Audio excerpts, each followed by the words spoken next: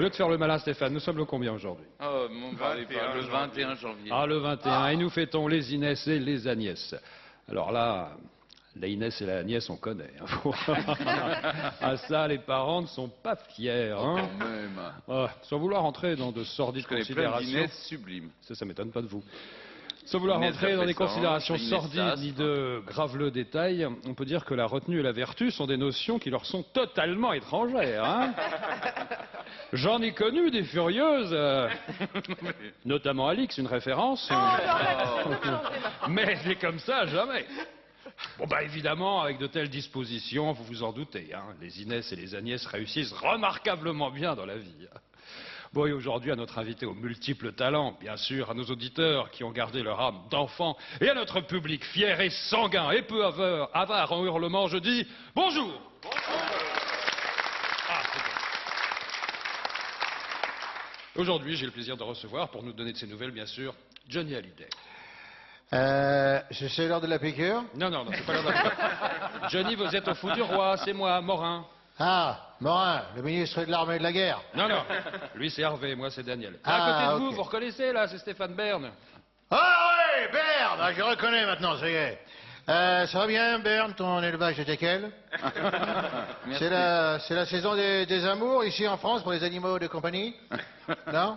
Ah, parce qu'à Los Angeles, oui, Laetitia, elle arrête pas de hurler la nuit, et Johnny, il peut plus dormir. Si ça continue, Johnny va demander le commun artificiel.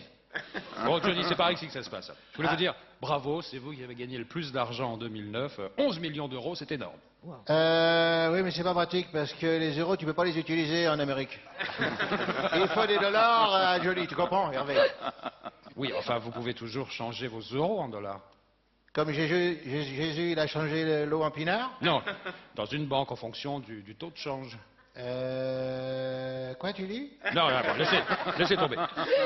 Pendant votre séjour en France, dites-nous, qu'allez-vous faire, Johnny? Johnny va chercher le docteur de la Joue et lui dire qu'il va lui casser la gueule. Ah, et après? Il va lui casser la gueule. Vous savez, le docteur Delajoux a déjà pas mal de problèmes en ce moment. Son ancienne fiancée, Isabelle Egiani, lui réclame 150 000 euros. Oh, c'est pas beaucoup.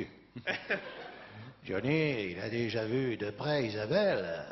Elle aurait pu demander beaucoup plus. Merci, Johnny, et bon retour à Los Angeles. Ouais, allez, salut, je retourne au commun. Bravo, Johnny. Ah, Didier Gustin. Bon, Johnny a l'air en pleine forme, hein, la France est rassurée.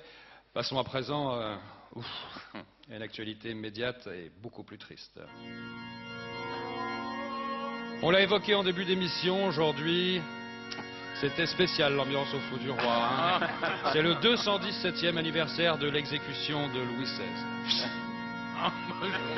Vous êtes pas obligé de Stéphane est dans un état proche de l'apoplexie.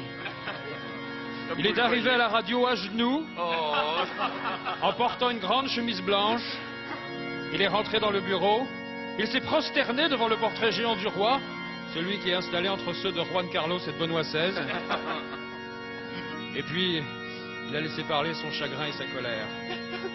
Pourquoi, papa? Pourquoi ils ont fait ça?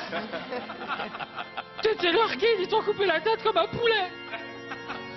Mais rassure-toi, papa. Ton œuvre continue. Je poursuis le combat.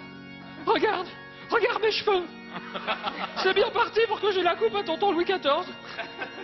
Aujourd'hui, pour te rendre hommage, je porterai pendant l'émission mon slip en hermine. Puis il a demandé à Alix Géraud-Delin de le fouetter. Il s'est relevé et a giflé la stagiaire qui portait un t-shirt de Che Guevara. Bon, là, si vous le voyez sourire, c'est juste à cause du contact de l'hermine. Hein. Autrement, je vous assure, hein, il est bouleversé. oh non. En tout cas, au Fou du Roi, cet anniversaire de décapitation en a inspiré plus d'un. Après les pleurs de son Altesse Stéphane, on a eu droit à une arrivée plus festive. Hein. Celle de Didier Porte. Didier qui est arrivé en chantant la Carmagnole, le poing levé. Il a débarqué dans le bureau en hurlant « Par la sainte moustache de Staline, quelle belle journée! Je suis en super forme. Ça va tout le monde ?» Oh, puis voyant que Stéphane était en larmes, il est parti. 10 minutes plus tard, il est revenu dans le bureau avec l'ensemble de la chorale syndicaliste de Radio France pour lui remonter le moral en lui chantant une petite chanson. Je vais te faire comme à Louis XVI, tu dépasseras plus de ta chaise. Aujourd'hui, au fou du roi, mon Stéphane, le roi c'est toi. Je vais te couper la tête, sans toucher à tes bouclettes. Ça t'ira très bien, le profil républicain.